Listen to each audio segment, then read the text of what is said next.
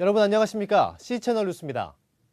신촌 10대 살인 사건이 큰 충격을 줬습니다. 경찰은 인터넷 유저들 간의 의견 충돌이라고 발표했으나 이들이 귀신과의 접신을 시도하는 사령 카페 회원들이라는 점에서 주목됩니다. C채널 뉴스는 우리 사회에 뿌리 내리려 하고 있는 오컬트 문화를 기획 취재로 점검합니다. 오늘은 신촌 살인 사건의 전말을 되짚어봅니다. 조은희 기자입니다. 서울 서대문경찰서가 일명 신촌 살인 사건과 관련한 용의자 4명을 검거했다고 밝혔습니다. 피해자의 전 여자친구 박 씨는 이들의 범행 모의를 방관한 혐의로 불구속 입건됐습니다. 이군, 윤군, 홍양 등 10대 용의자들은 범행 도구를 미리 준비해 피해자에게 만나자고 문자를 보낸 뒤 범행 현장인 바람산 공원으로 유인한 것으로 드러났습니다. 보시는 것처럼 이곳 공원은 인적이 매우 드뭅니다. 범인들은 피해자 김 씨를 끌고 와 둔기와 흉기로 잔혹하게 살해했습니다. 김 씨는 40차례 칼에 찔려 경동맥이 끊길 정도의 깊은 상흔과 함께 근처 숲속에 유기된 채 발견됐습니다. 범행 현장엔 희미하게 선혈 자국이 남아있는 상태입니다. 이들은 왜 이런 잔혹한 범행을 저지른 것일까? 당초 이 사건은 모바일 채팅상의 갈등과 10대들의 치정 사건으로 종결되는 듯했습니다. 경찰은 숨진 김 씨의 여자친구 박 씨가 코스프레 카페에서 발견된 용의자들의 모바일 채팅방에 김 씨를 초대했다고 밝혔습니다. 하지만 김 씨와 박 씨가 헤어지면서 박 씨와 친했던 용의자들이 김 씨를 따돌렸고 이에 불만을 품은 김 씨가 용의자들의 신상을 공개하겠다고 협박해 갈등을 빚어왔다고 경찰은 파악했습니다. 즉 김 씨의 행동에 원한을 품은 용의자들이 범행을 모의한 것이라는 설명입니다. 피해자는 그 친구들에게 계속 좀 다가가려고 이렇게 하던 중에 이게 좀 약간 집착하는 좀 그런 면들이 있었는지 이제 계속 문자로 이제 협박 문자를 보내거나 아니면 신상 털게 하겠다 이렇게 협박 등을 통해서 이제 피해자들이 살해하기로 좀 마음을 먹었던 것 같아요. 그래서 하지만 논란은 용의자들이 악령과 사령의 존재를 믿는 사령 카페 회원으로 활동했다는 사실이 드러나면서 불거졌습니다.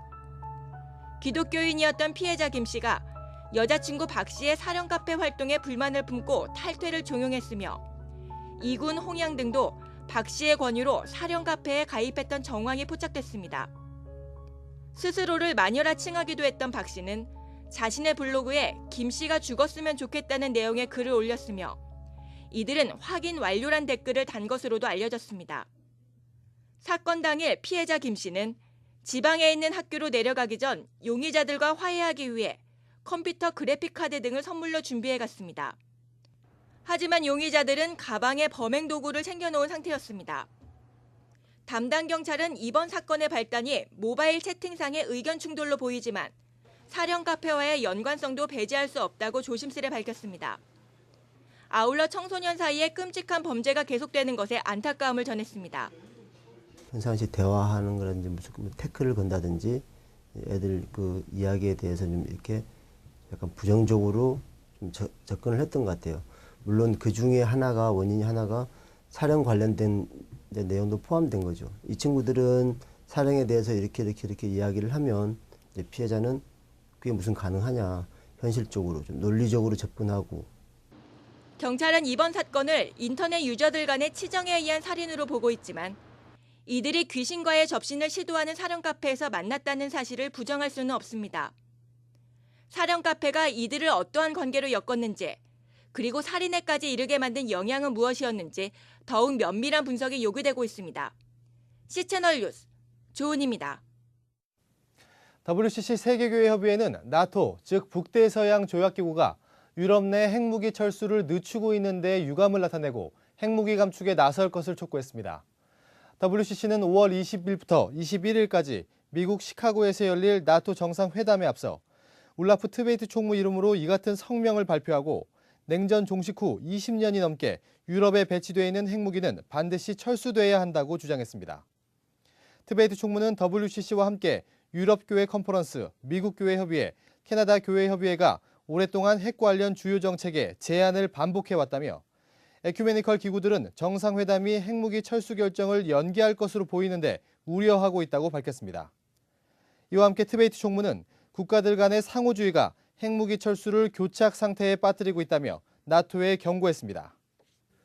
최근 서울 시내에 동성애 차별을 금지하자는 광고 현수막이 걸려 있어 논란이 일고 있습니다. 반대 측은 서울시가 이 광고를 허용한 것에 대해 반발하고 있으며 찬성 측은 별 문제가 될 게 없다는 반응입니다. 이번 논란은 서울시가 버스와 각 구청 게시판에 동성애 차별금지 현수막 광고를 선전할 수 있도록 허가해 준 데서 비롯됐습니다. 서울시는 광고 게시를 요청한 동성애자 이모 씨에게 공용 게시대 활용법과 시내버스 문자 광고 방법을 전자문서를 통해 답변한 것으로 밝혀졌습니다. 지난 2일에는 종로구청의 게시가 허락된 데 이어 용산구에서도 허가가 난 것으로 알려졌습니다. 한편 이번 사건에 대해 일부 보수단체들을 중심으로 한 반대 측은 동성애자의 의견만 듣고 서울 시민 전체가 현수막을 보도록 한 것은 서울시장의 권한 남용이며 대다수 시민들을 무시한 처사라고 지적했습니다. 반면 찬성 측은 단지 성적 소수자들의 인권을 존중하자는 취지의 현수막에 지나친 과민 반응을 보일 필요는 없다고 설명했습니다. 개항기 선교사들이 조선반도에 들어오는 첫 관문 중 하나, 바로 부산이었습니다. 그래서 부산항 인근에는 초기 선교 역사와 관련된 유적지들이 많은데요. 역사신학자 탁지일 교수와 함께 그 선교 유적지를 도보로 순례해봤습니다. 이인찬 기자의 보도입니다. 부산장신대 탁지일 교수는 지난해 부산항 중심의 선교 유적지 안내서 8,000부를 제작해 한국교회에 배포했습니다. 안내서 하나만으로 누구나 선교 역사 현장을 다닐 수 있도록 돕기 위해서입니다. 실제 안내서를 따라 탁 교수와 동행했습니다. 첫 장소는 옛 부산 해관터, 개항기 해안선이 있던 자리로 선교사들이 역사적 첫 발을 내디딘 의미 있는 곳입니다. 한일 강제병합 후 일본인들의 매립으로 해안선은 지금보다 멀어졌지만 선교사들은 이곳에서 조선인에 대한 이해와 조선에서의 선교 사역을 준비했습니다. 이 부산 앞바다를 통해 들어왔던 선교사님들, 우리가 알 수 있는 분들은 어떤 분들이 있습니까? 조선의 복음을 전하기 위해서 온 첫 선교사들이 그달의 첫 발을 디딘 가장 의미 있는 한국 역사상, 교회 역사상 가장 중요한 장소라고 볼 수 있겠죠. 그렇기 때문에 우리나라를 찾아온 첫 선교사들 알렌, 언더우드, 아펜젤러도 모두 이곳에 첫 발을 내딛죠. 용두산 공원을 등 뒤로 골목길을 따라 걸어 올라가다 보면 나오는 인쇄골목. 복병산 자락으로 부산항에 입항한 초기 선교사들이 터를 잡았던 곳입니다. 첫 호주 선교사 헨리 데이비스를 비롯해 여러 선교사와 그 가족들이 이곳에 묻혔지만 지금은 그 흔적조차 찾을 수 없게 됐습니다. 선교 유적지 사실을 알리는 간판 하나 없다는 사실은 참으로 안타까웠습니다. 서울의 양화진과 같은, 광주의 양림동과 같은 어서 부산 첫 성지와 같은 곳이지요. 지금은 보시는 것처럼 이렇게 평범한 인쇄골목이 되어져 버렸지만은 지금부터 백수십 년 전 우리 조선을 찾아왔던 첫 선교사들은 그들이 가족, 사랑하는 사람을, 사랑하는 아이들을 처음 묻었던 지역이 바로 이 지역이라고 할 수 있지요. 안내서에서는 선교 유적과 함께 주변 관광지와 여러 박물관도 소개하고 있습니다. 그중 한 곳으로 소개된 곳이 40계단으로 한국전쟁 중 피난민들의 애환을 상징하고 있습니다. 인근에 위치한 40계단 문화관을 통해서는 당시 피난지 생활상을 엿볼 수 있습니다.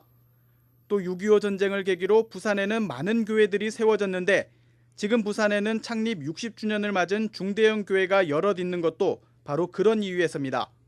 그 어떤 거리들을 보면은 그런 한국 근현대사에 압축되어진 역사가 그대로 담겨 있는 곳이라고 볼 수 있습니다. 그러니까 기독교 역사와 지역의 관광, 어떤 지역의 문화 역사 자원이 그대로 결합되어진 곳이, 그런 상징적인 곳이 바로 이곳이라고 볼 수 있죠. 부산항이 내려다 보이는 곳에 헨리 데이비스 선교사를 묻은 제임스 게일 선교사는 예수 그리스도가 다시 오실 때까지 그는 여기에 잠들어 있을 것이라고 기록하고 있습니다. 그의 묘역을 지금은 찾을 수 없게 됐지만 도보 순례를 통해 그의 선교 정신을 기억할 수 있었습니다. C채널 뉴스 이인창입니다. 배교 혐의로 사형 선고를 받았던 이란 유세프 나다르카니 목사의 변호사가 투옥될 위기에 처한 것으로 알려졌습니다. 이란에 대한 부정적 이미지를 퍼뜨렸다는 혐의를 받고 있습니다. 국제사면위원회는 유세프 나다르카니의 주 변호사인 모하마드 알리 다드카가 지난 7월 9년 감옥형과 10년 법률활동 정지형을 받은 바 있으며 지난 4월 말 항소심에서 원심 확정 판결을 받았다고 전했습니다. 법원은 그가 정부의 전복을 꾀하는 단체와 연합했으며 외국 언론과의 인터뷰에서 이란에 대한 부정적 견해를 피력했다고 밝혔습니다. 현재 다드카 변호사의 구속 여부는 알려지지 않고 있으나 자신이 곧 투옥될 것이라고 말한 것으로 전해졌습니다. 현지 관계자는 만일 다드카 변호사가 구속될 경우 나다르카니 목사의 상황 또한 좋지 않게 전개될 가능성이 크다고 분석했습니다. 이란에서 법 적용이 남용되고 있는 만큼 이란 법정의 판결이 정부 상황에 따라 달라지는 것 같다고 덧붙였습니다. 이와 함께 오픈도어 선교회는 다드카 변호사의 사면과 유세프 나다르카니 목사의 신변 보호를 위해 기도해 줄 것을 요청했습니다. 한국기독교교회협의회가 재단법인 한국찬송가공회 법인 설립 취소와 관련해 심도 있는 대책 논의를 위한 회의를 소집했습니다. 21일 정동 달기예배에서 열릴 대책회의에는 교회협 소속 7개 교단장을 비롯해 대한예수교장로회 합동과 고신, 성결교, 침례교 등 교회협 비회원 교단장, 비법인 한국찬송가공회 공동대표 등이 참석할 예정입니다. 이에 앞서 지난 14일 교회협 소속 교단장들은 법인 설립을 취소한 충청남도 결정을 환영하고 흔들림 없는 추진을 요청하는 공개 서한을 발송하기도 했습니다. 재단법인 한국찬송가공회에는 행정소송 중단을 권고하기로 결정한 바 있습니다. 한편 충청남도는 지난 2008년 허가했던 법인 설립에 대해 기본재산 출연 부존재를 이유로 오는 21일부 취소 결정을 내리고 전국 광역시에 공문을 보내 이 같은 사실을 알린 바 있습니다. 우리나라 IT 기술을 한눈에 볼 수 있는 2012 월드 IT쇼가 서울 코엑스에서 진행되고 있습니다. 국내 최대 규모로 열린 IT 전시회는 IT를 넘어서라는 주제로 한층 높아진 국내외 정보통신 기술을 확인할 수 있습니다. 전시회에는 삼성, LG, KT, SK텔레콤을 비롯해 18개 국가 500여 개 기업이 참여하고 있으며 모바일 통신 방송, 클라우드 컴퓨팅, 스마트워크 등 5개 분야로 구분 전시돼 있습니다. 특별히 이번 전시회에는 삼성과 LG가 3D TV 기술을 선보이며 관람객들의 비교 분석을 돕고 있습니다. LG는 총 2만 개의 3D 안경을 준비해 전시관 곳곳에 마련된 3D 콘텐츠를 볼 수 있도록 했습니다. 275인치 3D 스크린 등이 관람객들의 호응을 얻고 있습니다. 삼성전자는 센서 등을 통해 에너지 효율을 높일 수 있는 친환경 LED TV와 동작, 음성 인식이 가능한 스마트 TV 등의 제품을 선보이고 있습니다. 한편 사전 등록자에 한해 해외 바이어들과 직접 상담할 수 있으며 방송통신 전문가 강연도 들을 수 있습니다. 이번 월드 IT쇼는 오는 18일까지 진행됩니다. 이 밖에 주요 뉴스와 날씨를 전해드립니다. 한국기독교교회협의회가 오는 20일 대한성공회 서울 주교자 성당에서 아시아 주일 예배를 드립니다. 올해는 오 하나님, 우리를 화해자로 삼으소서라는 주제로 특별히 미얀마를 위해 함께 기도할 계획입니다.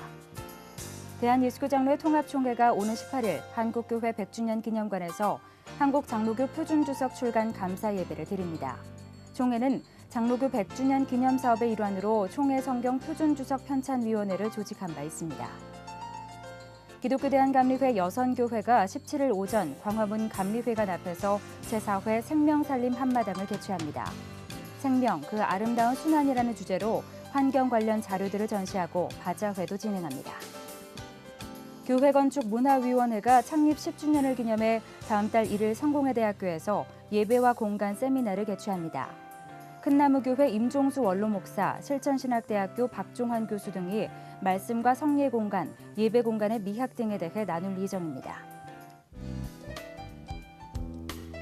날씨입니다. 전국이 대체로 흐린 가운데 아침에는 경기 북부를 시작으로 서울을 포함한 중부지방에 비가 내리겠습니다. 경상도에도 한두 차례 비가 올 것으로 예상됩니다. 대기가 매우 불안정해 돌풍과 함께 천둥 번개 치는 곳도 많겠으니 시설물 관리에 유의하시기 바랍니다.